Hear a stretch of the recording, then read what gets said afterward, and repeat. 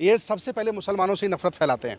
मैं ये दावे के साथ कह सकता हूँ कि वो जो गाड़ियों में 2 मुस्लिम जलाए गए उनका कोई दोष नहीं होगा, बस बेचारों का यही दोष है कि वो मुसलमान हो गए।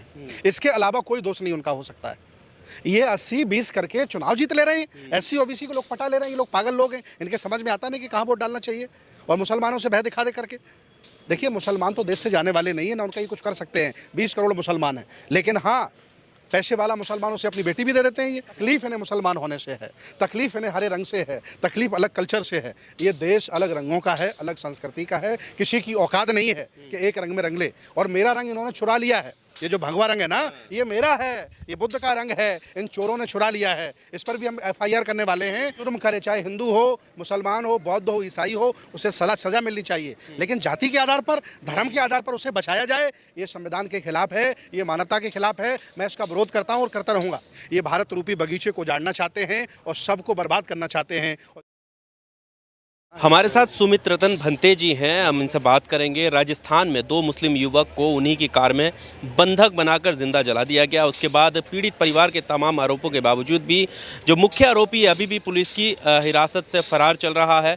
साथ ही जो हिंदू महापंचायत है उसने एक बड़ा ऐलान किया है और पुलिस को चुनौती देते हुए उसने कहा है कि अगर यहाँ पर दबिश डालने यानी आरोपी को पकड़ने, मोनू मानेसर को अगर पकड़ने पुलिस आती है तो आएगी तो अपने पैरों पर, लेकिन वापस नहीं जाएगी। इस तरह के स्टेटमेंट संविधान को ताक में रखकर इस तरह की वारदात होती है और उसके बाद खुली चुनौती प्रशासन को दी जाती है। क्या कहना चाहते हैं सर? देखिए, जहाँ जहाँ ये आडंबरी लोग, अभिमानी लोग, घमंडी लोग, तथाकथित अपने आप को हिंदू धर्म का ठेकेदार बताते हैं और ज़बरदस्ती SC OBC माइनॉरिटी पर अपना धर्म थोपते हैं, इनको जहाँ जहाँ सरकार चलाने का मौका मिला है, ये सबसे पहले मुसलमानों से ही नफरत फैलाते हैं। मैं ये दावे के साथ कह सकता हूँ कि वो जो गाड़ियों में 2 मुस्लिम जलाए गए उनका कोई दोष नहीं होगा, बस बेचारों का यही दोष है कि वो मुसलमान हो गए। इसके अलावा कोई दोष नहीं उनका हो सकता है। ये 80-20 करके चुनाव जीत ले रहे हैं, SC OBC को लोग पटा ले रहे हैं। ये लोग पागल लोग हैं, इनके समझ में आता नहीं कि कहाँ वोट डालना चाहिए, और मुसलमानों से भय दिखा दे करके। देखिए, मुसलमान तो देश से जाने वाले नहीं है ना, उनका ये कुछ कर सकते हैं। 20 करोड़ मुसलमान हैं, लेकिन हाँ, पैसे वाला मुसलमानों से अपनी बेटी भी दे देते हैं। ये बड़े होशियार लोग हैं। ताज्जुब वाली बात है, पठान फिल्म में अकेला शाहरुख खान था और सारे 25-50 ब्राह्मण थे, अकेला शाहरुख खान का विरोध हो रहा था। सोचिए आप, तकलीफ इन्हें मुसलमान होने से है, तकलीफ इन्हें हरे रंग से है, तकलीफ अलग कल्चर से है। ये देश अलग रंगों का है, अलग संस्कृति का है। किसी की औकात नहीं है कि एक रंग में रंग ले, और मेरा रंग इन्होंने चुरा लिया है। ये जो भगवा रंग है ना, ये मेरा है, ये बुद्ध का रंग है, इन चोरों ने चुरा लिया है। इस पर भी हम FIR करने वाले हैं और सुप्रीम कोर्ट में केस करेंगे। चंद्रचूड़ जी आजकल बढ़िया काम कर रहे हैं, आंखें दिखा रहे हैं सरकार को। तो मैं उनसे कहूँगा कि पहले मेरा रंग जो इन्होंने चुरा लिया है वो मुझे दिलवाइए। पर जिस तरह से जो महापंचायत, हिंदू महापंचायत, और ये पहली बार नहीं है, इससे पहले ही बलात्कारियों के आरोपी जो हैं उनके समर्थन में रैलियां, सभाएं, तिरंगा यात्राएं निकली हैं। अब उन्होंने ये तक कह दिया कि पुलिस अपने पैर नहीं बचा पाएगी, अपने पैरों पर वापस नहीं जा पाएगी। देखिए, ये कार्रवाई क्यों नहीं हो रही? देखिए, ये किसी भी कारण से ऐसा करेंगे कि जो हिंदू नाम के पीछे लगा उसे बचाएंगे, और जहाँ जहाँ इनकी सरकारें हैं वहाँ यही कर रहे हैं। गुजरात में तो रेपिस्ट लोगों को सजा से पहले छोड़ दिया जाता है और उनको फूल मालाओं से स्वागत किया जाता है। ऐसा कहीं होता है? चाहे जो जुर्म करे, चाहे हिंदू हो, मुसलमान हो, बौद्ध हो, ईसाई हो, उसे सजा मिलनी चाहिए, लेकिन जाति के आधार पर, धर्म के आधार पर उसे बचाया जाए, ये संविधान के खिलाफ है, ये मानवता के खिलाफ है। मैं इसका विरोध करता हूँ और करता रहूँगा।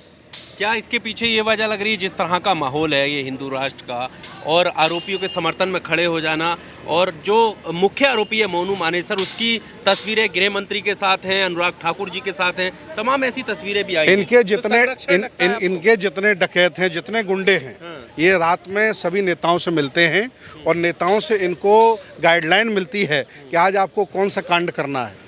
ये सब मिली भगत है इनकी, भाई मिलजुल करके संयुक्त अपना पूरा लूट बचाए हैं पूरे भारत को। ट्रेनें उन्होंने बेच दी, हवाई अड्डे इन्होंने बेच दिए, अडानी का पैसा भी देखिए माफ़ करने वाले हैं, बैंक एक लोन देने वाली है, और लगभग 3000 लुटेरे भारत से पैसा लेकर के विदेश में भाग गए हैं, जिसमें मोदी जी का हिस्सा है। 50% पैसा आदरणीय नरेंद्र मोदी जी का उन लुटेरों के पास है जो भारत से पैसा लेकर के विदेश भाग गए हैं। ये भारत को तबाह करना चाहते हैं, ये बाहरी लोग हैं, ये विदेशी लोग हैं, इसलिए भारत से नफरत करते हैं।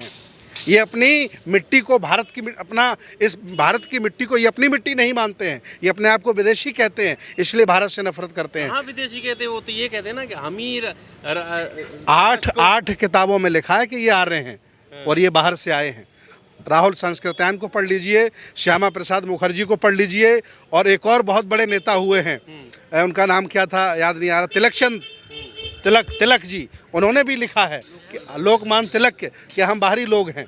इसलिए इनका प्यार भारत से नहीं है, ये भारत रूपी बगीचे को उजाड़ना चाहते हैं और सबको बर्बाद करना चाहते हैं, और जो कुछ पैसा वो विदेश में लेकर के भाग। इस नफरत को कैसे रोका जा सकता है? परिवार की सदस्य जाने से उस परिवार की जिंदगी बेहाल हो गई, तो ये जो नफरत बढ़ रही है इसको कैसे रोकें? देखिए, संविधान का भारत है, संविधान के एक ही आर्टिकल ने ये तय कर दिया है कि जिस दिन से संविधान लागू हो गया, सारे धर्म की मान्यताएं और ऊंच नीच छुआछूत सब बंद हो गया। फिर भी मुसलमान के नाम पर टारगेट करना, उनको सताना, ये सरासर गलत है, इसका हम विरोध करते हैं। धन्यवाद। पर एक आखिरी सवाल मेरा, जो ये समर्थन में रैलियां निकलती हैं, कभी वो राष्ट्रवाद के नाम पर आरोपियों का समर्थन किया जाता है, कभी तिरंगा यात्रा निकालकर बलात्कारियों का समर्थन किया जाता है, और अब जो है खुली चुनौती मिल रही है, तो क्या सरकार है या सिस्टम इतना कमज़ोर हो गया है? किस चीज़ की दबिश है? देखिए, हिंदू जो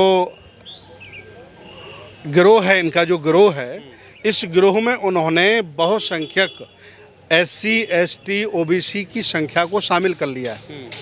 वो गिरोह मरने कटने के लिए इनके लिए तैयार रहता है। जब चुनाव आता है तो हिंदू कर देते हैं, और जब हिस्सेदारी बांटी जाती है तो जातियां खोल के रख देते हैं। ये बहुत चतुर चालाक लोग हैं, और ये बहुसंख्यक SC OBC वाले समझ नहीं पा रहे हैं कि आखिर मेरे साथ गेम कहाँ हो रहा। ये जिस दिन समझ जाएंगे, ये 3-4% लोग इनके समझ में आ जाएगा कि देश किसका और किसने बनाया। धन्यवाद।